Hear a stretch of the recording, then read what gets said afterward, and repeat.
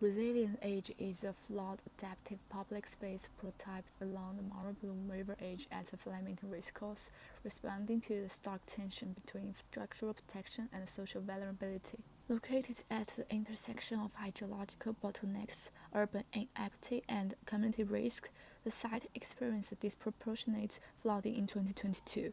While the racecourse remained protected by hard leaves, adjacent low-income areas were inundated. This project shifted from resisting water to embracing it, transforming the site into a layered, seasonal system that storms, filters, and redistributes the flooded water, reconnecting the river with public life. A timeline analysis reviews the historical fragmentation of the river floodplain, from an ecological rich, vulnerable landscape to a disconnected, inaccessible corridor.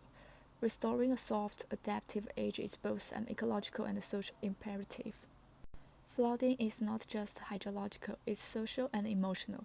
Historical images shows the river once served as a large communal space. The 2022 flood became a flashpoint, raising public questions about who is protected and who is sacrificed.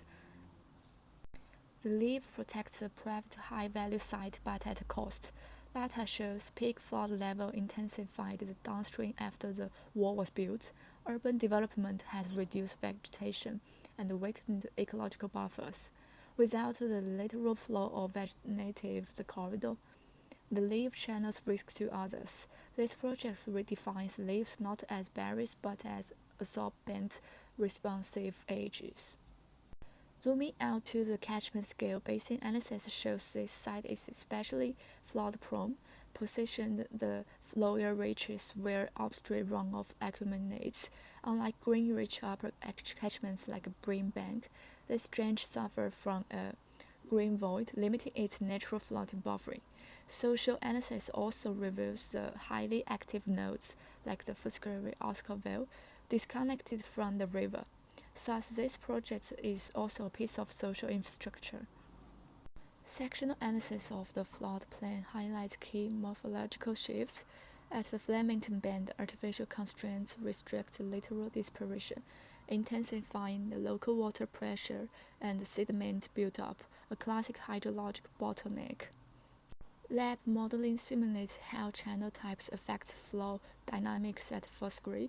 Narrow deep channel increase erosion and leaf stress. In contrast, wide shallow forms allow water to slow and settle, validating the room for the river approaches. Risk is mitigated not by resisting water but by guiding it.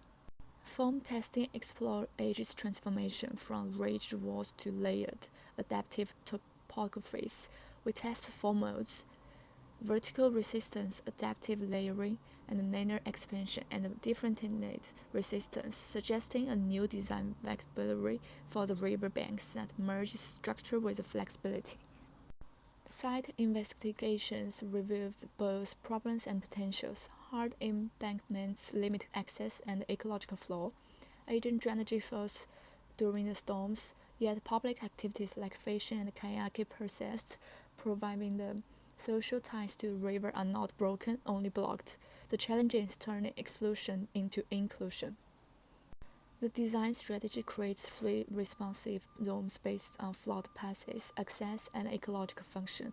Zone A converts the leaf into stepped terrace that reduce flood speed and enhance filtration. Zone B introduces modular floating wetlands for planting, monitoring, and public engagement. Zone C rehabilitates the parkland into shallow basin for the seasonal retention and passive use. These zones work as a system, not fragments.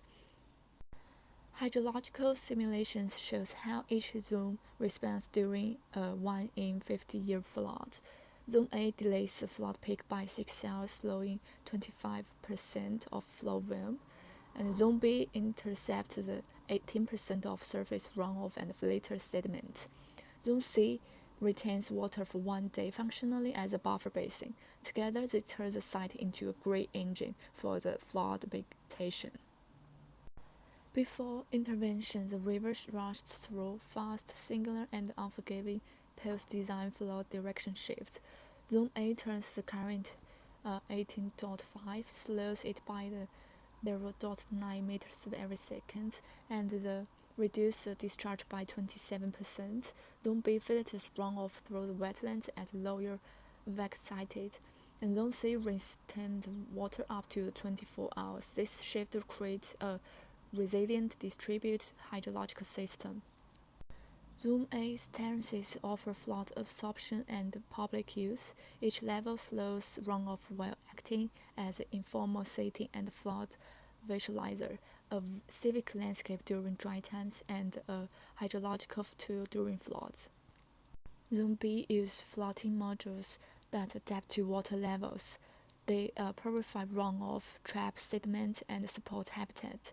As public platforms, they host planting, education, and ecological observation, reconnecting people to water cycles. Zone C reimagines the Fosbury Park as a dual-use space. It retains flood water during storms and serves as a recreational low in dry seasons. Bioretention rooms stabilize water quality and structure. A master section integrates all zones into a hybrid, multifunctional river edge, blending flood control, biodiversity, and social life. Rather than a hard line, this becomes the living threshold that shifts with the river's rhythm, a move from the resistance of coexisting. A final matrix summarizes what's done and what's next. The next stage will simulate 1 in 100-year floods and refine the infiltration test. Design transitions, material performance, and social programming will be detailed.